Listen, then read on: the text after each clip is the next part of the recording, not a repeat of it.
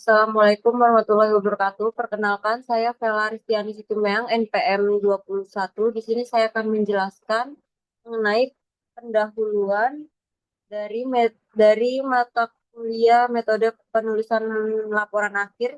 Saya yang berjudul Pengaruh Penerapan Sistem Tapping Box pada Pendapatan Pajak Restoran Kota Bandar Lampung. Yang pertama ada bab 1 yaitu pendahuluan.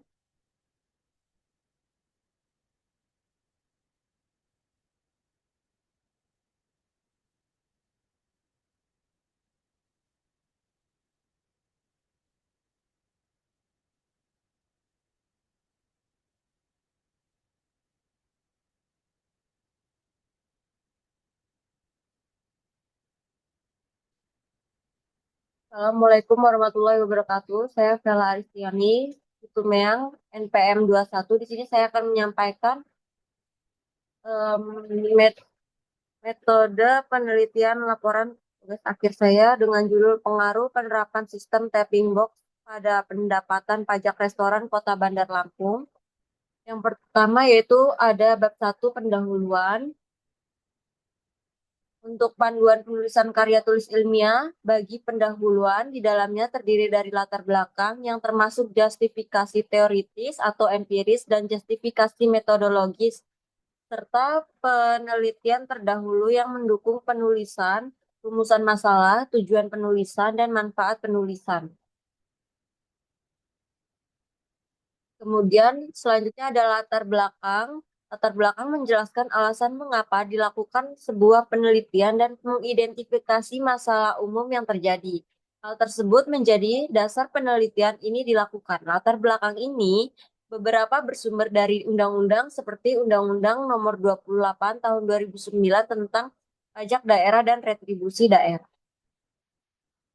Kemudian ada rumusan masalah. Di sini ada dua. Yang pertama, apakah penerapan sistem tapping box berpengaruh terhadap pendapatan pajak Kota Bandar Lampung? Yang kedua, apa saja yang menjadi kendala dan dalam penerapan sistem tapping box terhadap pendapatan pajak restoran Kota Bandar Lampung? Selanjutnya ada tujuan penelitian. Yang pertama ada tujuan untuk mengetahui apakah penerapan sistem tapping box dapat berpengaruh terhadap pendapatan pajak restoran Kota Bandar Lampung. Yang kedua ada untuk mengetahui apa saja kendala yang terjadi selama penerapan sistem tapping box di Kota Bandar Lampung.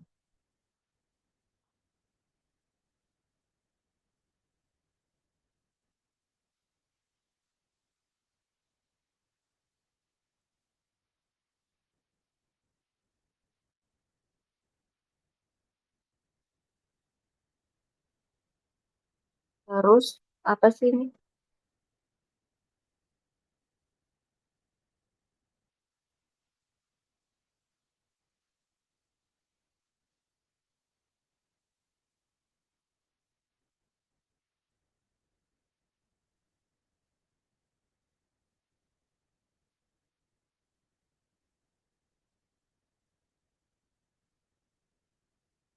Selanjutnya yaitu ada bab 2. Bab 2 itu tinjauan pustaka.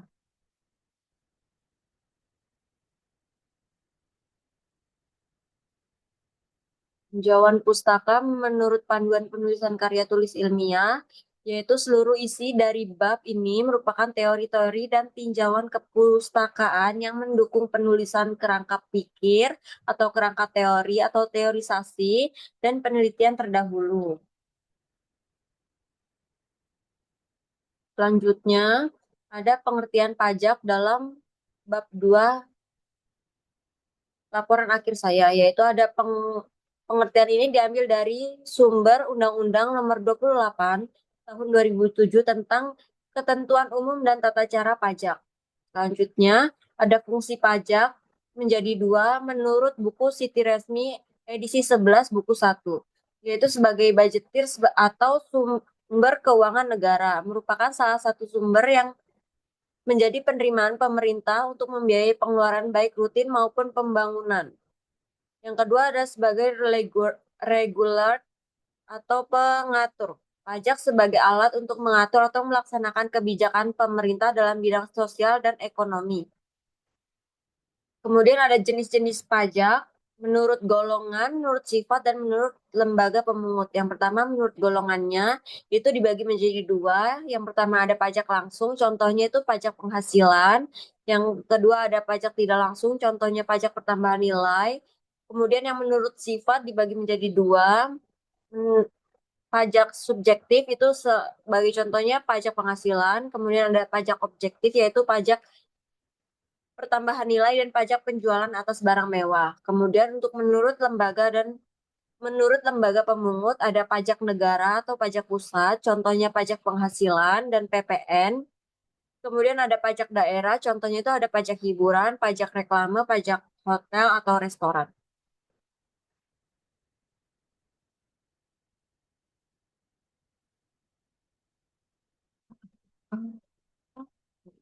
Oh, oh, kayaknya aku tahu deh di kenapa nggak bisa.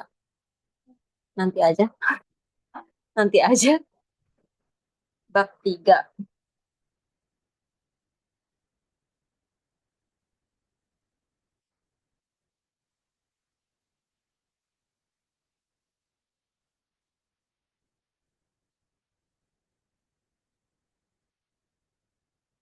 Selanjutnya yaitu bab 3 mengenai metode penelitian. Menurut panduan penulisan karya tulis ilmiah, bagian metode penelitian akan menjadi hal-hal terkait metode pengamatan, teknik pengumpulan data terdiri atas sampel, populasi data, dan alasan pemilihan teknik, definisi variabel, bagaimana cara atau kriteria menentukan informasi dan apa alasannya, serta siapa yang dijadikan informasi untuk metode kualitatif, serta teknik analisis data. Kemudian di sini ada jenis penelitian. Penelitian ini menggunakan data primer dan sekunder yang relevan serta mengidentifikasi kendala dalam penerapan tapping box. Pendekatan deskriptif kualitatif digunakan untuk menggambarkan fenomena yang terjadi di lapangan. Kemudian ada sumber data. Di sini ada dua. Yang pertama data primer. Data ini diperoleh dari wawancara dengan pihak BPPRD dan pengelola restoran yang menjadi wajib pajak. Yang kedua ada data sekunder. Data sekunder ini diperoleh dari laporan resmi BPPRD Kota Bandar Lampung terkait relasi pajak restoran, dokumen peraturan daerah, dan literatur yang relevan. Kemudian ada teknik pengumpulan data. Yang pertama dari studi dokumentasi. Penelitian ini mengumpulkan data berupa laporan pendapatan pajak restoran yang dikelola oleh BPPRD Kota Bandar Lampung, baik sebelum maupun sesudah penerapan tapping box. Yang kedua ada wawancara, melakukan wawancara dengan pegawai BPPRD serta pengelolaan restoran untuk mengetahui kendala yang terjadi dalam pemasangan tapping box. Yang terakhir ada observasi. Ini dilakukan terhadap penerapan tapping box di beberapa restoran untuk mengidentifikasi kesesuaian pelaksanaan dengan peraturan yang berlaku.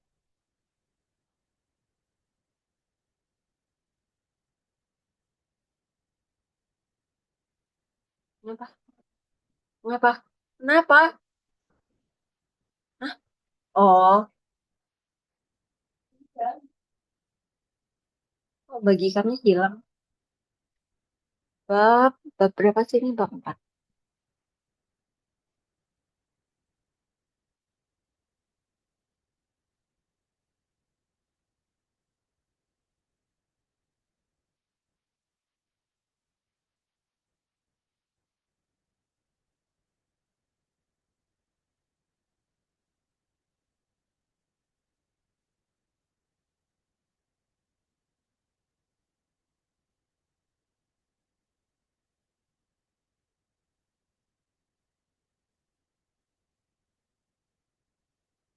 Selanjutnya ada bab 4 hasil dan pembahasan. Menurut panduan penulisan karya tulis ilmiah, pada bagian ini akan menjabarkan data-data spesifik dengan fokus penulisan, hasil, dan interpretasi atas olah data. Selanjutnya, data yang dianalisis dengan teori yang telah ditetapkan pada proposal atau untuk penelitian kualitatif, teori disesuaikan dengan data di lapangan. Yang pertama ada gambaran umum sistem tapping box berdasarkan data yang diperoleh dari BPPRD Kota Bandar Lampung. Sistem tapping box pada tahun 2020 sudah mulai diterapkan sebanyak 500 sistem tapping box yang sudah terpasang di berbagai restoran di Kota Bandar Lampung sebagai upaya meningkatkan transparansi dan mengurangi kebocoran pajak daerah. Yang kedua ada lokasi penelitian. Penelitian ini dilakukan di Kota Bandar Lampung yang memiliki populasi tinggi dan aktivitas ekonomi yang signifikan, terutama di sektor restoran. Kini memiliki lebih dari 1.162 restoran atau rumah makan pada tahun 2023 berdasarkan data dari Badan Pusat Statistik Kota Bandar Lampung. Kemudian hasil penelitian dapat dilihat dari tabel perbandingan di sini. Ada penggunaan tapping box sebelum dan sesudah dan pendapatan pajak restorannya. Dari tabel di atas itu kita bisa lihat bahwa terdapat kenaikan penerimaan pendapatan pajak restoran setelah pemerintah Kota Bandar Lampung melakukan penerapan sistem tapping box.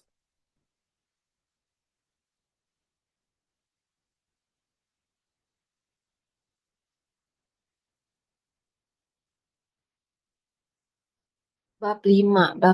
Jam berapa ini? Hah? Jam berapa ini? Oh, nanti sabar. Aku tahu caranya sekarang. Semoga punya aku bener ya. Biar punya mau bener. Wait, ini mana kursornya? Oh ini, enggak.